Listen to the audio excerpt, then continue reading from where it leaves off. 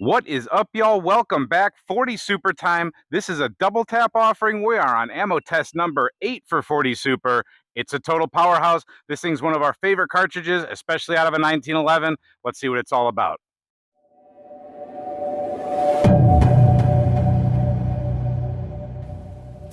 I'm pretty sure this is a brand new offering from DoubleTap. This is the 125 grain DoubleTap lead-free solid copper hollow point traveling at 1,800 feet per second out of a 6-inch barrel. And it is definitely one huge hollow point. You can see it's been machined or pressed or whatever they do to copper to where it's got some pretty uniform markings on the inside of it. I'm sure it's going to expand and come apart like a perfect uniformed ornament or something like that, piece of jewelry. But yeah, that's a really deep hollow point. For those of you who are wondering what the heck is 40 Super, the easiest way to explain it is compare it to a 357 SIG, which you'll see on your left. So a 357 SIG is a neck down cartridge. It's neck down from a 40 caliber case down to a 357-ish, which is more like a 9mm, .355-inch projectile. So it's neck down to 9mm, where the 40 Super is a 45 caliber case neck down to a 40 caliber projectile. So I would call it the bigger brother to the 357 SIG all day. So today's testing will involve a Remington R1 1911 with a 5-inch barrel. We're going to put 5 rounds over this Garmin, through this chronograph, and hopefully into the X-ring or X-circle of this B8 target. And then we have two 10% clear ballistics gel blocks, 20 inches apiece for a total of 40 inches. I think it'll stay in the first one, but we will always have a backup. And yes, I will be shooting offhand, because that's how we do it. Testing explained, let's get to shooting. All right, we have our Barsto 40 Super barrel, properly sprung 1911. Let's see if we can put them all in that X-ring. I'm not too sure, but we'll try.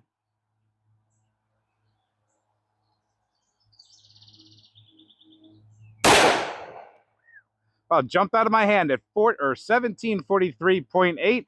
We got right at the bottom edge of the X circle, and wow, that was definitely something else.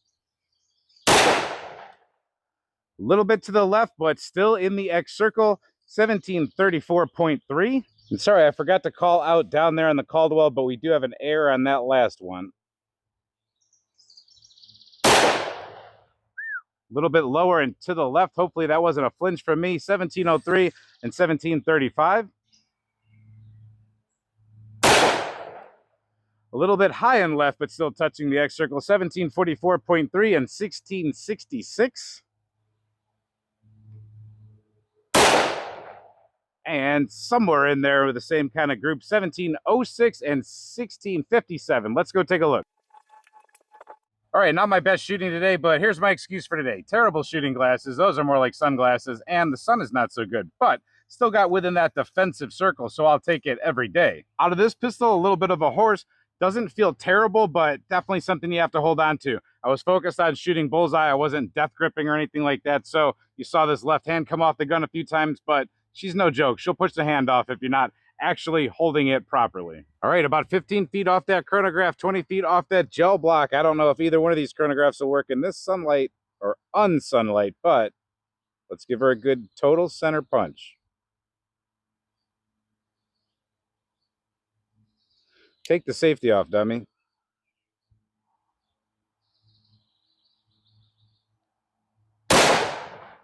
Ooh, I think that was a good one. Let's go take a look at that.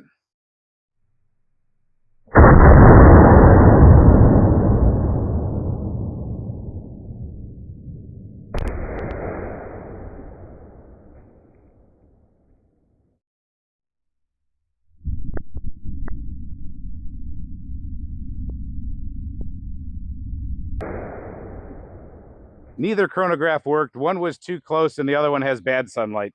All right, well, we have a pretty darn interesting wound channel right here. I would say that's pretty impressive. We made it to a total of 22 inches. It's bounced back a little bit. It's landed at right around 21 inches. It's definitely lost all of its petals, at least from what I can see here. But moving back, we have a piercing wound channel from 17 inches up to that 22-inch mark. Just a straight little poke like you would see out of any other full metal jacket or something like a flat nose. But when we come back here, we do have disruption from a petal that was lost. That petal sits at 15 inches. I can see some of that discoloration in the gel, that yellowing. I'll try to focus in on it right there, that yellowing. That means something nasty happened in there with that compression, ignition, or whatever. We have another petal that's at 12 inches, deviated off the main path. The whole thing did deviate at the end of its flight. It deviated down, but it's not that very aerodynamic of a projectile, or gel dynamic, whatever you want to call it at that point. But moving on, we have another piece sitting at about, I would say, 7.5 inches. We have some more star petals that flew off. They're landed at 7 and 6.5 inches. We have one sitting right there that's at about 6 inches. And then we have this main devastating wound channel. So that main wound channel is very impressive. That's very gnarly. It's a very good permanent one. I haven't seen it on the slow motion yet, but you're getting that starburst effect from the solid copper hollow points, but you're also getting the normal effect that you would get from a jacketed hollow point or an external fluted situation right there. But we're also continuously losing these petals as it makes its way through that gel block.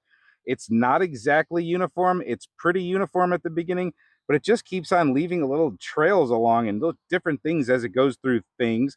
So we have a secondary major wound track right there. I think that's pretty impressive. So kind of no matter where you would be at in this gel block, you're experiencing some severe disruption, cutting, tracking, things like that.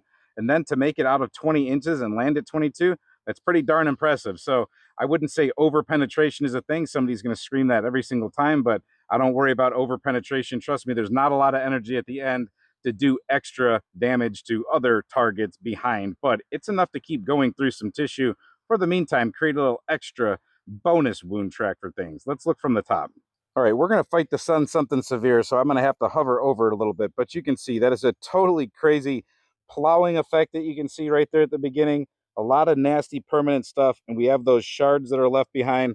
Moving down, we have some more shards left behind. That other secondary crazy wound channel right there, the piercing effect down to where she lays. Let's dig her out. All right, yeah, that does look really cool like I thought before with the machined effect, or however that's made in there, that little pattern, but it did what it was supposed to do. Those petals all jumped off of that main core, and they did damage as they went. You can see it hasn't expanded or mushroomed too much beyond that. Those things just break and go. There's no hollow base to it. It's a slightly cupped base. And of course, it's a 40 caliber projectile. So 0.394 after squeezing through the gun. And then the widest point right there of what is still left of some copper would make it 0.5305. As far as retained weight, we are going to settle at 95.7 grains. So there's the information. Use it as you see fit. I do have some extra of these rounds. We'll be doing some extra fun testing, shooting different things. The big hollow points usually create a lot of disruption in, let's say, fruits, vegetables, water jugs, things like that. We might try the punchability to get through certain things like, let's say, car doors, air compressors, things like that. Let us know in the comments what you think about 40 Super, this cartridge, or these type of projectiles in general. I think this is pretty good stuff. Me personally, if I'm going to go ahead and throw my quick opinion in here, which I don't do on all projectiles, but I would not be afraid to carry this as long as it cycles in my gun. You always have to test these ammunitions and whatever gun you choose to carry them in. Don't just watch a video and load it up in your gun and think you're good to go. Make sure it cycles, which means get a couple more boxes than you think you're going to need. Make sure. But devastating power, enough penetration, and I keep looking over there because I'm actually looking at the gel block. It really is impressive. When you shoot normal 10 millimeter, 357 SIG, things like that, you get an impressive wound channel. Move it up to things like 450 SMC, 40 Super, you really get an impressive wound channel. And the bullet stays together without super over penetration. If hard cast is your thing, that's a different story. But it's not like an XTP or something that's just going to completely obliterate itself and grenade, more like a civil defense, or Liberty Civil Defense or a Liberty Overwatch. This one's actually going to continue doing its job throughout that whole channel and end up in a pretty respectable place at the end. So not a lot of companies make 40 Super. There are a few out there. We have a bunch of tests. I would check out the playlist. But between 40 Super and 450 SMC, DoubleTap has a lot of them covered. That's why you're going to see a lot of them on this channel. Good on them for sure for keeping these cartridges alive.